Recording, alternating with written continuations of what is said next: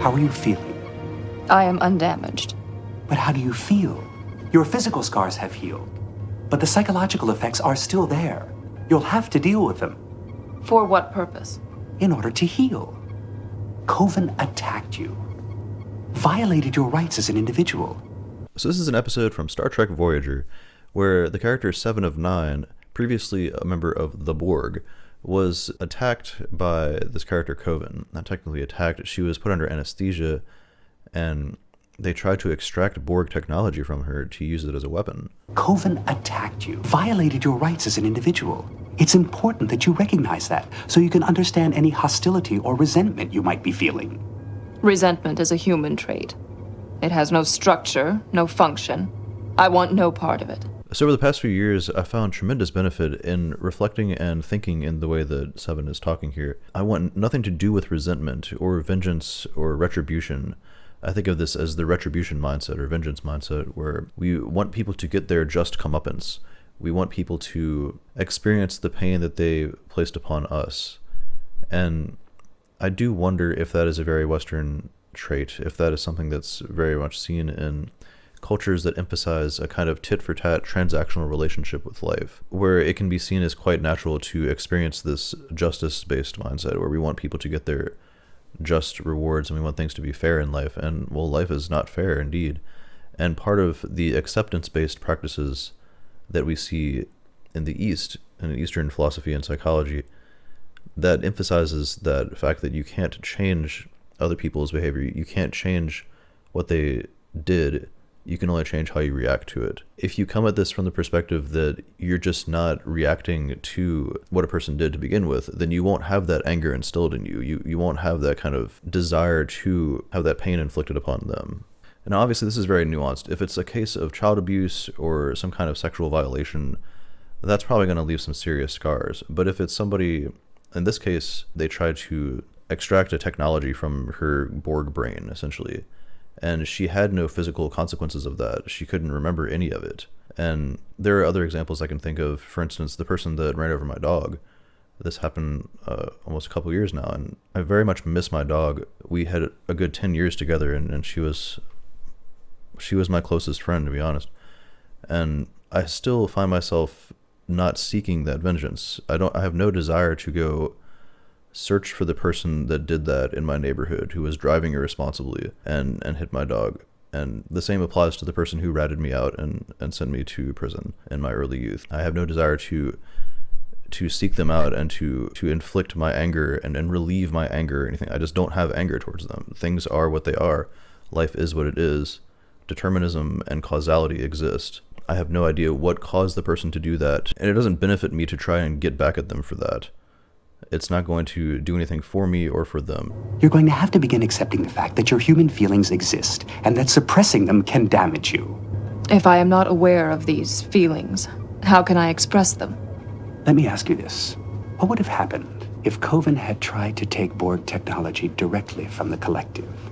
He would have been assimilated. Precisely, which is why he chose you. He could get what he wanted without running any risks. It was my individuality which made me vulnerable. Exactly. He violated that individuality. What he did is an affront to everything you are, Borg and human. It was the act of a coward. Yes! Someone who was willing to use you in the cruelest way so that he could create new weapons and sell them. I believe I'm beginning to experience anger. Anger toward Coven. Good. That's a perfectly healthy, normal response.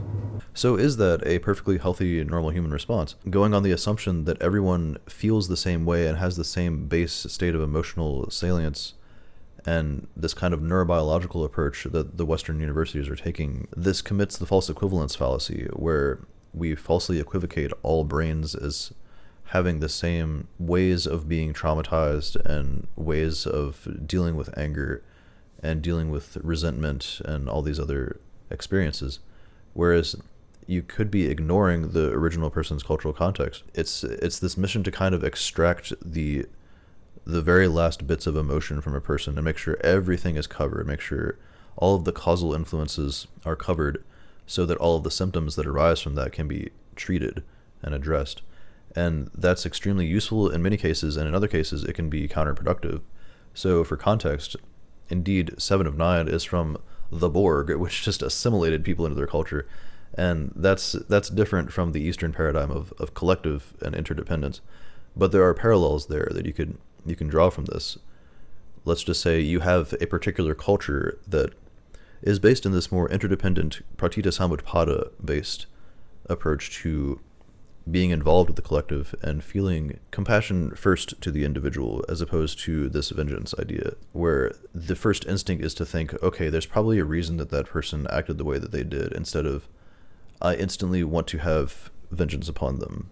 In the Borg collective, the way that Seven describes it, they all think together, and indeed they are all one kind of hive mind, which is not exactly what we see in collective cultures, or more relation-regulated cultures, as Joseph Henrich puts it. We do see more connection, though. We do see where the group is working together, and they want to try and understand each other, and want to put others first and live in service to others, as opposed to living in service to the self. And this is kind of what we're seeing in Western academic psychology, is a self-serving bias, and we're accommodating and validating that. So if you're in a collective where you're taught from childhood to not feel anger towards other people, you're taught these meditative practices that's just not embedded in your culture to begin with, then insinuating that you should feel this anger is actually kind of an imposition upon your individuality, and an imposition upon your personality and the ways that you grew up.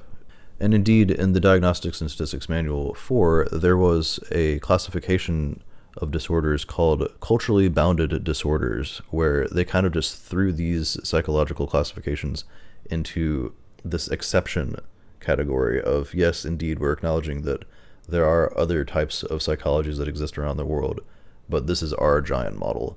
And the DSM-5 did a little bit better of addressing that, but it still is very self-centered, very individual first, and very much driving at trying to extract all of these emotions from the individual and make sure that all bases are covered, sometimes to the patient's benefit and sometimes to their detriment. We have cases where people will try and get patients to tap into ancient memories. What can happen is, unfortunately, you can instill false memories. This is the problem with memory, and perhaps the advantage as well, because memories can be changed in many ways. So when someone says something that's harmful or hurtful to me, or when they physically do damage to me, or when they take advantage of me in some way, I find it much more easy to default to this way of thinking now after practicing it.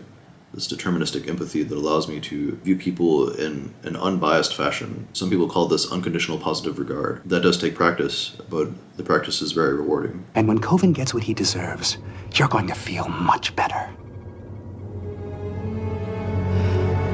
Indeed, there you see this Western vengeance mindset where once this person gets what they deserve, then you're going to feel much better, as opposed to just feeling better to begin with. You can change your feelings, but changing your own feelings for yourself requires self-ownership and introspection and practice and effort.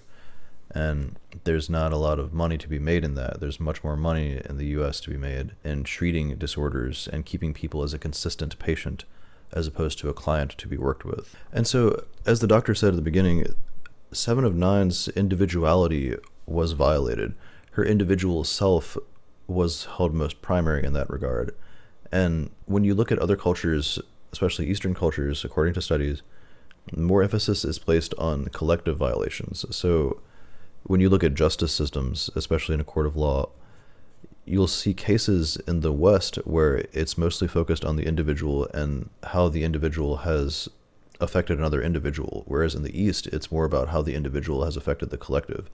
And indeed, there's parallels to be drawn there with 7 of 9 and her collective originality, or her original collective culture that she was embedded in. There's this idea of this distributed system of cognition that we occupy at all times, where we're always affecting others and they're always affecting us. And so taking account of how others are affecting us is very much a personal journey. We have to activate some kind of introspective practices upon that. We can't leave that wholly to the therapist to do that for us and to guide us through that process. That's still very useful, and it's most useful when you aren't taught how to introspect like that from an early age. So the main point I want to make here is that this is very hard to talk about in the Western therapy clinic, because it can sound like you're blaming the individual for not controlling their emotions enough, and also that you're making excuses for the other person. And so this is where I think a lot of the confusion arises here, We have this assumption in the West that everyone is running on perfect free will and that everyone's actions are completely intentional. And this kind of neglects this backwards working process where you think from deterministic empathy. You consider how their actions were determined by prior causes. So there's many ways to think about emotions. We have lots of different terms like emotional awareness, emotional resilience, emotional granularity, and it's very easy to think of emotional control and awareness as suppressing of the emotions, as opposed to bringing them to the surface or just managing them. And so in a lot of the Stoic practices and a lot of the CBT-focused and acceptance-focused practices, it can come off as suppressing emotions and just avoiding them or ignoring them.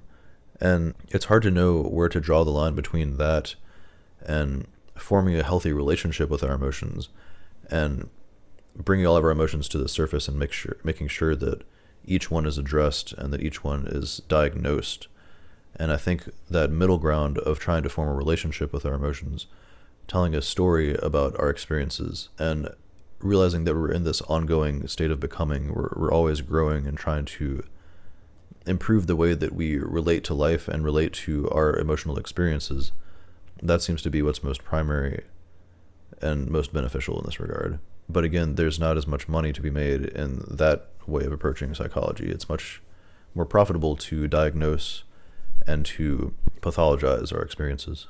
We don't know exactly how avoiding emotions versus gaining more self-control works, and it's very easy to see messages that encourage more self-control as ableist and insensitive, and blaming the victim, especially in today's world of the neuroaffirmative care model, the Western perspective of the lived experience and prioritizing the lived experience. This is now part of me, is the idea that my past traumas they define who I am. That makes it such that my brain does not have to create a positive narrative with that or do the work of therapy to try and improve past that. It's just part of my identity, and anyone that infringes upon that is now imposing upon me and violating my individuality. As we learn later in the episode, this actually didn't happen the way 7 of 9 remembered. It was a false memory, and the crew was investigating what they thought was a crime, but it turned out the facts were misguided. The facts were falsified, and the doctor indeed imposed a false memory upon her, and she started feeling anger. Everything led me to believe that you were a victim. Your extreme response to Coven in engineering, your irrational fear when I was examining you, something prompted that behavior, and I believed it was a repressed memory of your ordeal with Coven. That is what it was.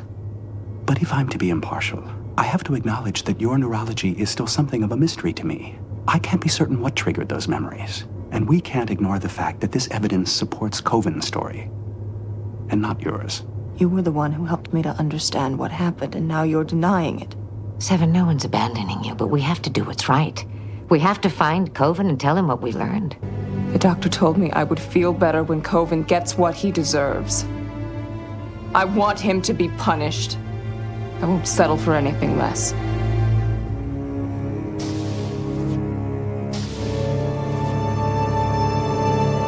This is actually a hologram doctor. The doctor downloaded programming earlier in the episode where he was attempting to embrace Western psychology and a more individually validating and individually neuroaffirmative model of care in combination with an Eastern practice of acceptance-based care and adaptation and the solution-focused mindset that we see in CBT and other mindfulness practices. And he is attempting to bridge both of those. But what we see throughout this episode is that the doctor tends to lean towards this Western academic approach of trying to put people into a particular box and make assumptions about how they should be experiencing emotions instead of trying to understand them. I've isolated the algorithms responsible for my desire to expand beyond my original programming. I want to delete them. I fancied myself a psychologist, a ship's counselor. But I wasn't prepared for the complexities that come with such a responsibility. In my enthusiasm to help 7 of 9, I lost my medical objectivity. I became a self-righteous advocate and didn't stop to think for 1 second that I might be wrong. Well, this is where psychology gets very tricky, and we have to recognize the person's culture, where they came from, and their prior belief system. There are many books written about this as well, where the United States form of academic psychology has imposed upon the cultural understandings of other nations. One example is from the book Crazy Like Us, The Globalization of the American Psyche, Ethan Waters provides many examples. One is where we sent thousands of psychologists over to Sri Lanka after a tsunami, and we gave them all of our language of PTSD and our trauma-based frameworks, and it actually exacerbated their understanding of themselves because they already had culturally inset frameworks for dealing with those traumas or for dealing with those negative experiences. They're much more community-based. They had community-based cultural rituals and understandings of these feelings that were deep set into their own language and into their own culture. And we actually made things worse by providing them with our own understanding of that. It's kind of a cultural infringement. So basically, I've come to understand that it's most beneficial to try and view people in the best light possible in as many cases as possible.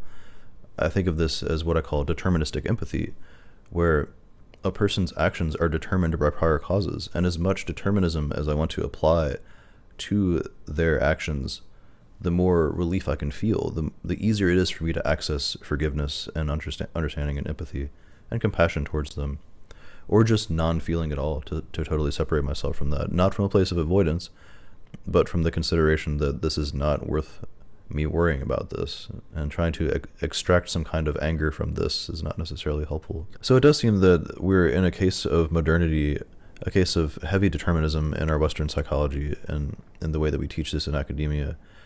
The idea is that if we can just look at the human body and mind and brain as a entirely causal, mechanistic meat machine structure, then we can narrow down on all of the causal factors that led to the brain being in this one particular state in comparison with all of the other brains. And yet we're also saying that the neurodiverse model implies that all brains work a little differently. So we want to find the deterministic causes that result in the symptoms.